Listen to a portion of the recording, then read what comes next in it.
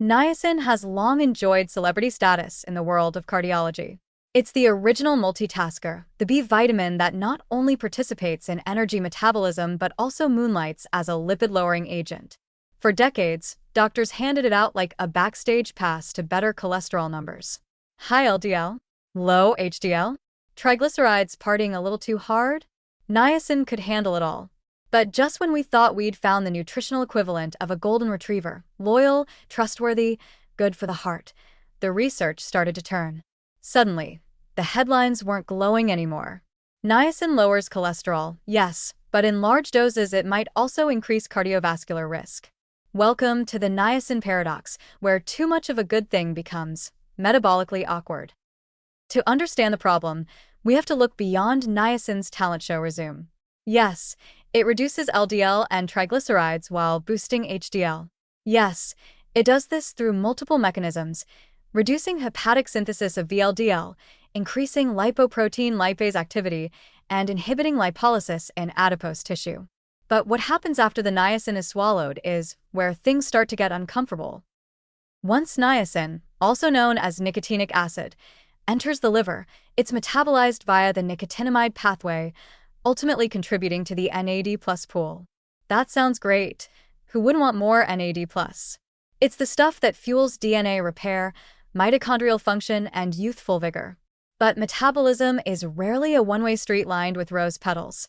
Alongside all the beneficial intermediates, niacin metabolism produces two less-than-glamorous guests for pyridone 3-carboxamide for PY and 2-pyridone 5-carboxamide 2-PY. These byproducts, while once considered innocent breakdown products, are now raising red flags. Both 4-PY and 2-PY are uremic toxins, compounds normally excreted by the kidneys, but capable of accumulating in the blood, especially in individuals with impaired renal function. And unlike niacin's other metabolites, these two have been linked with pro-inflammatory effects, endothelial dysfunction, and oxidative stress. In other words, while niacin's front-facing benefits may include better cholesterol numbers, its backstage metabolism could be throwing an inflammatory rave inside your vascular system. This is the paradox in full bloom. Niacin improves lipid profiles, yet fails to reduce, or may even increase, cardiovascular events in large-scale trials. Take the AIM-high and HbS2 THRIVE studies, for instance. Despite significant improvements in HDL and LDL, neither trial showed a reduction in heart attacks or strokes among niacin users.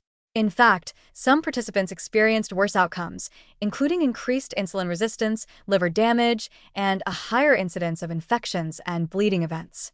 That's a long way from the early promise of niacin as a one-stop cardiovascular cure. The reason may lie not in the cholesterol numbers themselves, but in the hidden metabolic burden niacin introduces at pharmacological doses.